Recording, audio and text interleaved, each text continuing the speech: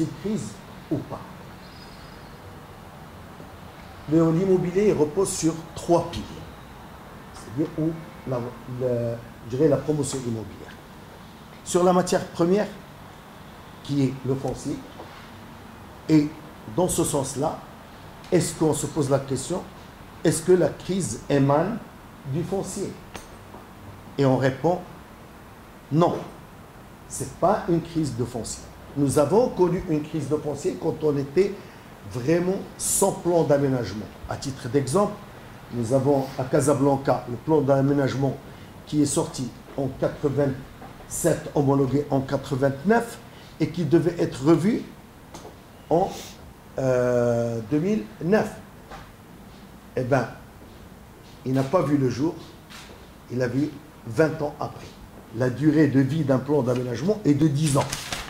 Donc, ce retard a fait que, je dirais, il n'y a pas eu de foncier. Quand on parle de foncier, on parle foncier constructible.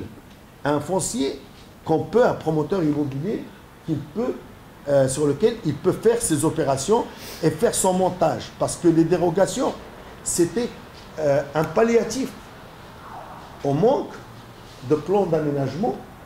Et dans le foncier, on ne sait toujours pas ce que peut donner d'avance cette autorisation sous dérogation. Par contre, lorsqu'il y a un plan d'aménagement, c'est un plan d'aménagement qui vous donne, vous pouvez faire votre montage financier sur l'opération. Donc, il y a eu une crise de foncier. Maintenant, est-ce qu'aujourd'hui, il est cher ou pas cher? Ça ne veut pas dire crise. Cher ou pas cher, c'est en fonction de plusieurs critères. Mais on peut dire qu'aujourd'hui, quand même, Casablanca, elle est recouverte par des plans d'aménagement. Il y a des milliers d'hectares qui sont recouverts par le plan d'aménagement et qu'on peut avoir. Maintenant, le prix, est-ce qu'il est cher ou pas cher? Ça, c'est quelque chose qu'on verra plus tard lorsqu'on va déterminer un peu. Donc, ce n'est pas une crise de foncier. Est-ce que c'est une crise de production? Une crise de production, c'est-à-dire, est-ce que nous avons des entreprises qui sont là et qui ne peuvent pas répondre à une production? Non. Aujourd'hui, nous avons des entreprises qui s'exportent, qui vont même au niveau de l'étranger et qui ont pris des dimensions et une ingénierie vraiment capable de répondre à une force de frappe, à une demande quantitative et qualitative. Qualitative, très très importante. Donc, est-ce que c'est une crise de matériaux de construction? Quand je dis production, c'est les matériaux de construction plus les entreprises. Non, ce n'est pas une crise de production. Promoteurs immobiliers, les architectes, les entreprises sont là pour répondre à la demande, je dirais la demande que pour résorber tout ce qui est difficile et pour répondre vraiment aux besoins en logement. Reste le troisième pilier, c'est celui de la demande.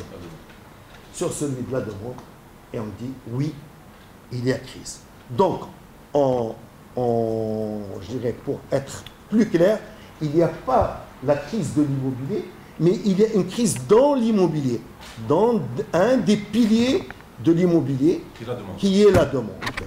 Et là, on va voir, j'aimerais bien parler de cette demande. Qu'est-ce qui fait qu'il y ait cette crise de demande? Eh bien, elle repose là aussi sur 3 facteurs. Le premier, c'est l'attentisme. Parce que comme on est dans un marché baissier, automatiquement, il y a des gens qui attendent des opportunités. Oui. Et ça fait maintenant plus de 2 ans, il n'y a plus d'opportunités. C'est-à-dire la baisse, elle est arrivée vraiment au plus bas. Pourquoi? Parce que les promoteurs immobiliers ont fait un sous-détail de prix. Et sur sous-détail de prix, ils ont vraiment joué d'abord sur leur marge. Et on le sait aujourd'hui. On a une marge qui est très raisonnable. Bien sûr, les marges des entreprises, parce qu'on a négocié, optimisé, sur les études, en ayant des études d'optimisation pour arriver vraiment à trouver cette adéquation entre l'offre et la demande. Dans une marge, c'est-à-dire de tout ce qui est les activités économiques raisonnables, c'est-à-dire on ne dépasse pas les 30%, ça n'existe pas, on ne dépasse pas. Des fois, il y a même des concessions qui sont faites pour aller au-dessous. Il y a, deuxièmement, c'est la confiance. La confiance est perdue entre acquéreur et promoteur.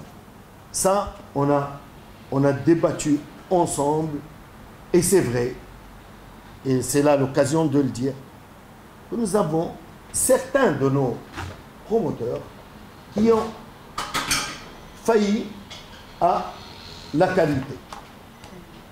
Cependant, attention, on part de 1 200 000 logements en déficit, qui était énorme. Et la prolifération, bien sûr, des bidonvilles qui étaient là. Donc, les promoteurs ont répondu massivement à la problématique du quantitatif, mais on ne pouvait pas répondre en même temps au quantitatif et au qualitatif. Le troisième point, et je pense, qui affecte vraiment, et c'est le plus important, c'est le pouvoir d'achat. Le pouvoir d'achat, on a, comme j'ai expliqué tout à l'heure, on a fait tout un travail pour essayer de créer ou d'éviter cette inadéquation entre l'offre et la demande. Nous sommes arrivés, comme on a dit, les prix se sont stabilisés. Mais aujourd'hui, c'est l'acquéreur, demande l'acquéreur, on ne trouve pas du tout de pouvoir d'achat